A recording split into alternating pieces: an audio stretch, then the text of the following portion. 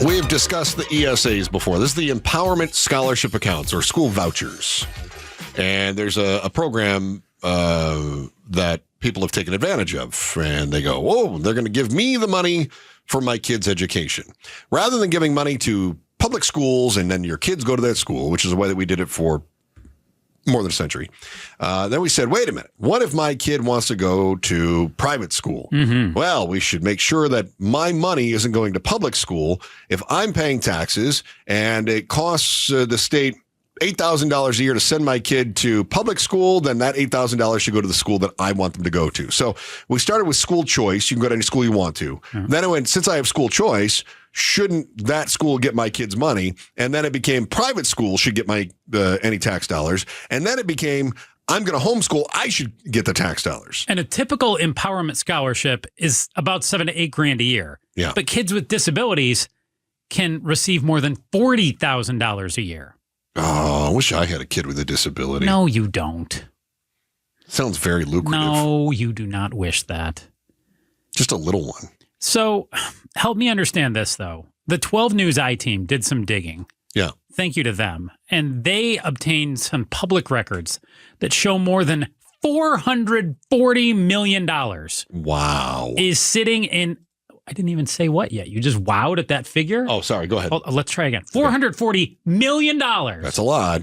Is sitting in education voucher accounts for private and homeschooling. Wow. Yeah, we've got Is that better? We've got over 10,000 accounts that are sitting on at least $10,000 each. 10,000 sitting on 10,000. Yeah, now okay. how is that possible if each of these are 7,000 to 8,000 per year? Don't you have to use it each year? No, that's what we're finding out. Yeah. Nearly 200 people have more than $100,000 each. What? And there's 10 accounts that have more than $200,000 each. One that has over $250,000. Whoa! So that's somebody with a disabled kid that's been using this for a couple of years. They must have more than one disabled kid, then, right? I mean, we presume because... Are they just adopting kids in wheelchairs so they can get ESA money? The typical kid, again, is $7,000 to $8,000 per year. But again, if you roll it over, it could be a family that has multiple kids. But to get up over $250,000... Here's the other thing, too. So based on what 12 News revealed here, students without disabilities have a combined $220 million in unspent taxpayer funds. All right, so that's half of the total. Little over half of it. Okay. So yeah, a lot of this is parents who have kids with disabilities. They're not ripping through that $40,000 a year. Certainly the ones with $100,000 or $200,000 have to be kids with disabilities, right? Or really big families. So how in the world is this happening? How is this money not being spent? Okay. Well, because like you said, you don't have to spend it. But I got to send my kid to school. Uh-huh. And my kid has to, it costs money to send my kid to school. Uh-huh. So imagine if you have this ESA account. And I want you to think of this like an HSA. Mm-hmm. Okay. Or an FSA, something, like your work sponsored savings account of some sort. Sure. Okay. So your work is putting in our case, I think I signed up. We had a number of different plans we could sign up for. So I signed up for what I think the work, what they put in there, the $1,500 or something, maybe it's $800. I can't remember what it was. Let's just say $1,500. Let's say $1,200 for the sake of rounding is $100 a month. I don't know what it is. So anyway, the company basically says we're going to put $1,200 into your health savings account that you can use on health products, right? Okay, boom. I can't use it for not health products, but if I don't use it, it stays in that account, right? Mm-hmm. Okay. That's basically what's happening here. So we go, listen, ESA, how do I access my ESA account? Here it is. Great. So I want to send my kid to this school, and they gave me $40,000 because my kid has a disability. Mm-hmm. And yet to send my kid to this school is only $12,000 a year. Mm-hmm. So now there's still $28,000 in that account. Yep. Why? Because it didn't cost him $40,000 to go to school. It only cost $12,000. So why are we setting aside $40,000? But wait, there's more. So nearly 10% of these accounts, which are considered inactive, have close to $50 million in them. Do you see that? Of the $440 million. Yeah. So not any one account has $50 million. Okay. State law lets families spend these leftover monies that are out there on college too. And there is so State Representative Nancy Gutierrez from Tucson says it's unfair. This voucher money is supposed to be, don't you presume that's how she says it too? She's ticked about it. It's unfair. Yeah. This voucher money is supposed to be used for the student that year. That's not happening, and it's infuriating. Yes. But they are allowed to stockpile it and apparently use it on college. Okay. So wait. All right. Here's what I love about this, too. You know who's using the ESA? Remember, ESAs was like, kids that are in poor kids that are in tough school districts. Wealthy families, for the most part, have been proven to use it a lot more than the poor kids. Oh, no. It's a program so that the poor kids can go to a better school because the public schools in the poor neighborhoods are not living up to the... No. And you know what's happening is the poor schools in the poor neighborhoods are getting poorer, and the poorer kids are getting even less education. And then the kids in the wealthier neighborhoods are going then to private school and getting an even better education. Of course, this is how it's panned out because it's how it was planned out. I got a solution to this, though. Oh, I love a Merrill solution. Thank you.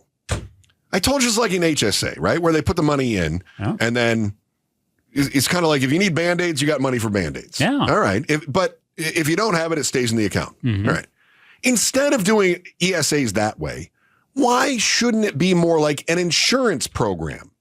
So that if I go to the doctor bills the insurance company and the insurance company pays them what the bill is. Not if I go to the doctor, if I go get a physical and my doctor visit is $150, the doctor bills for $150, the doctor gets paid $150.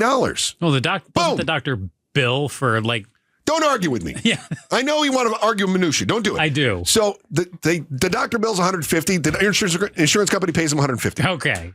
Instead, what we've done is we've said, okay, you're going to go to the doctor. The doctor's going to charge you $150. Here's $5,000. Kind of. Why are we doing that? If it costs $12,000 to go to the school and you cap it at $8,000, then the school gets $8,000 and you got to come up with the other $4,000. Done. If you're sending your kid to a charter school and the charter school cost is $6,000 and your ESA is $8,000, the charter school gets $6,000. There's $2,000 that rolls back into the system so that we're not taxing the taxpayer more. I like exasperating you. There is more here, too. State Representative Nick Cupper from Surprise. I love how these state representatives who we've never heard of start to come out of the woodwork on some of these stories, too. Yeah. He said in a written statement, if there's around $440 million sitting in the accounts of the 85,000 students using ESAs, I would say it sounds like it's a popular program. Of course it is, because you're giving them an extra $440 million. He added, interestingly, there are mechanisms for getting unused ESA monies back when a kid leaves the program. But there aren't the same mechanisms to do that with public school money. Perhaps we should take a look at correcting that. Oh, so his solution is let's take more money away from public schools. I would like to ask Representative Nick Cupper. Nick, can you give me an example of taking money back from any of the kids that have had the voucher program? Do you know what he's going to say? No, because it has never happened. There are no examples. There may be a mechanism to do it, but do you know who's not going to do it? Nick Cupper and the other representatives. Yeah, the state ESA director, John Ward, told 12 News the state has never recouped money from ESA accounts. So take it back. Okay, recoup it. Get it. But instead, what Nick Cupper says, Representative Surprise, is why would we take that money back? It's very popular. Because it's not being used. Because they're putting it into an account to pay for their kid's college. Or they forget about it and their kid doesn't go to college. Then we can spend it on educational expenses like dune buggies and Disneyland. Which, of course, is what we've seen, that the entire program has been rife with fraud. It's either fraud or we're stockpiling the money in order to pay for my kid's college, which is not what we're supposed... Joe! Chris! Arizona College is not supposed to be paid for through my tax dollars. But it can be. Evidently it can. Yeah. Maybe we should just socialize higher education like the Republicans are calling for. Well, State ESA director does say that they plan on looking at that 10% of the ESA accounts and figuring out a way to potentially recoup that $50 million that's inactive out there. Plan and potential. Right. Well, and that's like when they planned to crack down the fraud and they potentially had a solution. I used the word potentially, to be fair. Okay. Well, they planned to crack down on the fraud and then they decided not to. Mm-hmm. Instead, rolling back any fraud prevention that they had in place. Thanks for watching The Chris and Joe Show. Click to see more from Chris and Joe, and tap the button in the middle to subscribe to KTAR News.